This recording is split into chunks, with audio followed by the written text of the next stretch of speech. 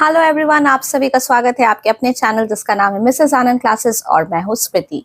तो आज हम लोग बहुत ही इंपॉर्टेंट चैप्टर स्टार्ट करेंगे जिसका नाम है controller and auditor general of India.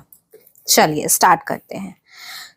जो controller and auditor general of India होते हैं वो head of the Indian audit and accounts department के होते हैं। He she is the guardian of the public purse and controls the entire financial system of the country.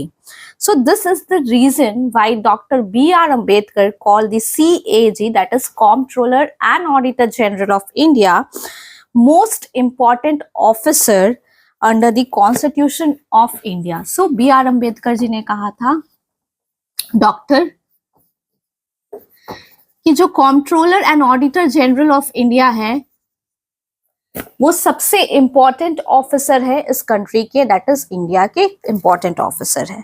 So appointment और term क्या होता है? CAG is appointed by the president of India by a warrant under his और her hand. ठीक है, सो उनको oath लेना पड़ता है to bear true faith and allegiance to the constitution of India, to uphold the sovereignty and integrity of India, to duly and faithfully and to the best of his her ability, knowledge and judgment perform the duties.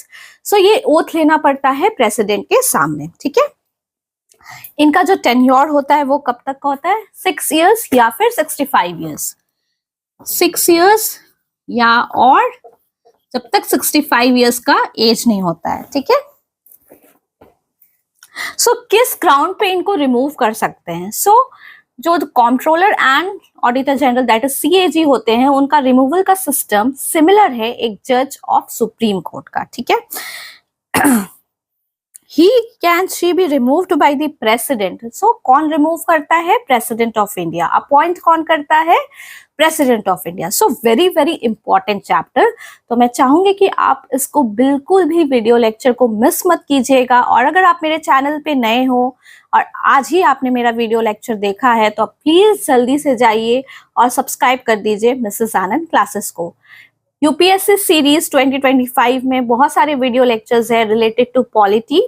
ठीक है, polity एक बहुत important subject होता है जिसमें हमारा command होना बहुत बहुत ज्यादा इंपॉर्टेंट है if you want to clear any government examination based on this book. Okay,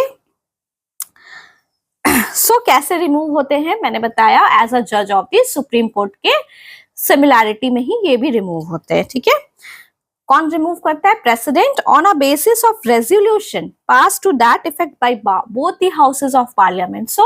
एक रेजोल्यूशन पास होना चाहिए both the houses of parliament, that is the Lok Sabha and the Rajya Sabha, either on the ground of both the houses of parliament with special majority. Special majority एक term होता है जिसके आपको accordingly इनको remove होगा, either on the ground of proved misbehavior or incapacity। ये दो ground पे रिमूव होंगे। ठीक है, independence, the CAG is very independent. She is provided with the security of tenure. She is not eligible for further office।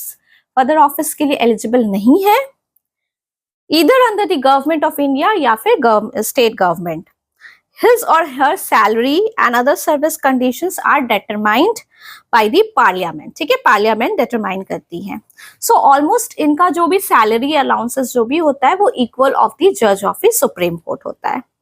ठीक है, अच्छा सबसे इंपॉर्टेंट चीज जो CAG के बारे किस आर्टिकल में दिया गया है? आर्टिकल 148 में CAG के बारे बताया गया है। ठीक है, विच article? Article 148। This is very important. Tenure, appointment, ये सब छोटी छोटी चीजें से ही स्टेटमेंट वाले क्वेश्चंस फ्रेम होते हैं और कंफ्यूज किया जाता है। ठीक है, तो ये सारी चीजें को आपको रिमेम्बर करना है। ठीक है, neither his or her salary nor his or her rights in respect of leave of absence, pension, disadvantage नहीं होना चाहिए इनके अपॉइंटमेंट के बाद। The conditions of service of persons serving in the Indian Audit and Accounts Department and the administrative powers of the CAG are prescribed किया हुआ है। इनका ड्यूटीज एंड पावर्स क्या क्या है सबसे इंपॉर्टेंट। ठीक है, तो आर्टिकल 149 में इनकी ड्यूटीज और पावर्स के बारे दिया गया है। ठीक है, in which article? Article 149। Okay, Accordingly, the Parliament enacted the CAG Duties, Powers, Condition of Service Act 1971. So किस एक्ट में, एक्ट के बाद ये पावर्स आया है, ड्यूटीज के बारे में बताया गया, एक्ट ऑफ 1971. ओके, सो इनका क्या क्या पावर है या फिर ड्यूटी या फंक्शंस आप बोल सकते हो.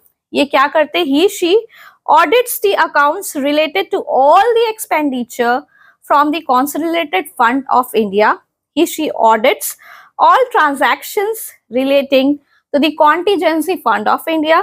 He she audits all trading, manufacturing, profit and loss accounts, balance sheets and other subsidiary accounts. ठीक है, he she audits the receipts और जो भी expenditures होते हैं कोई सारे bodies के, authorities के, जो सेंट्रल और स्टेट रेवेन्यूज से हुआ हो. He she audits the accounts of all bodies and authorities receiving grants and loans from central and state. Okay, audits all receipts of the centre and states, दोनों का ये करती है. ये पॉइंट बहुत बहुत इंपॉर्टेंट है, सिर्फ ये सेंटर का नहीं करते हैं, ये सेंटर एंड स्टेट्स दोनों का ही करते हैं. ठीक है, audits the accounts of all stores and stock kept in all the offices of the center and state.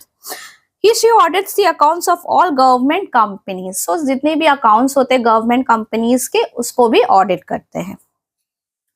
He she audits the account of any other body or authority जो भी president request करेंगे.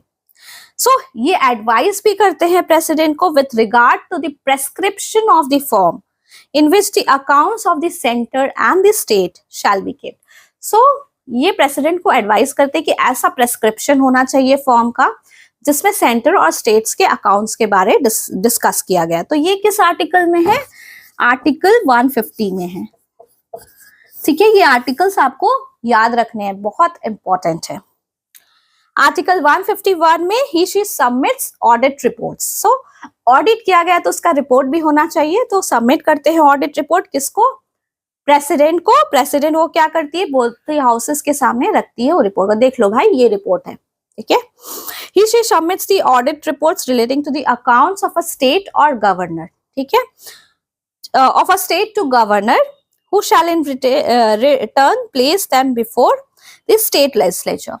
So article 151 में इस दोनों point को बताया गया है कि जो CAG होती है वो CAG होते हैं वो ऑडिट रिपोर्ट को रखते हैं किसके सामने, प्रेसिडेंट के सामने अगर वो सेंटर का हुआ, और वो क्या करते हैं प्रेसिडेंट, वो दोनों हाउसेस के सामने रिपोर्ट को रखते हैं.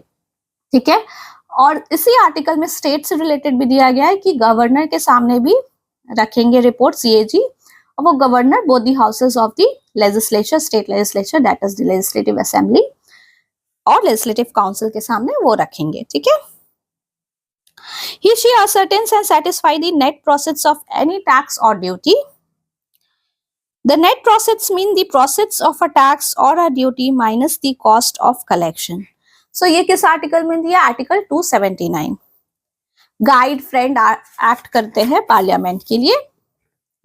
He she compiles and maintains the accounts of state governments. ये करते थे, कंपाइल करते थे और स्टेट गवर्नमेंट के अकाउंट को भी मेंटेन करते थे, पर 1976 में ये काम उनको नहीं, उनसे रिलीव कर लिया गया. ठीक है, वो खाली सेंटर के लिए सेंट्रल गवर्नमेंट के लिए रिस्पॉन्सिबल है. ठीक है, he she was relieved of his or her responsibilities with regard to the compilation and maintenance of accounts of the central government due to the separation of accounts from audit. So ये सारी चीजें जो है ये 1976 में उनसे relieve कर दिया गया. ठीक है, कंपाइलेशन और मेंटेनेंस का जो काम था सेंट्रल गवर्नमेंट का भी, वो भी. ठीक है,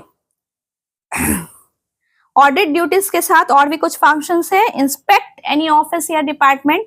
ठीक है, examine all transactions and question the person in charge of the office और department to call for any records. कोई भी रिकॉर्ड्स को ये मांग सकते हैं, पेपर्स, डॉक्यूमेंट्स. ठीक है, from audited entity to decide the extent and manner of audit. किस तरह का ऑडिट होगा, किस डायरेक्शन में ऑडिट जाएगा, ये सारी चीजें को ये मेंटेन करते हैं. रोल क्या है, the role of CAGs is to uphold the Constitution of India and the laws of Parliament in the field of financial administration. So the accountability of the executive that is executive कौन है?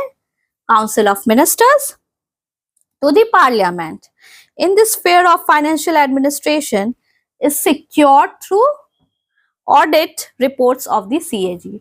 So जो executive का role है financial administration में वो secure किससे होता है? जो भी ऑडिट रिपोर्ट्स देते हैं हमारे CAG, ठीक है। According to the above act of 1971, the CAG has to ascertain whether money is shown in the account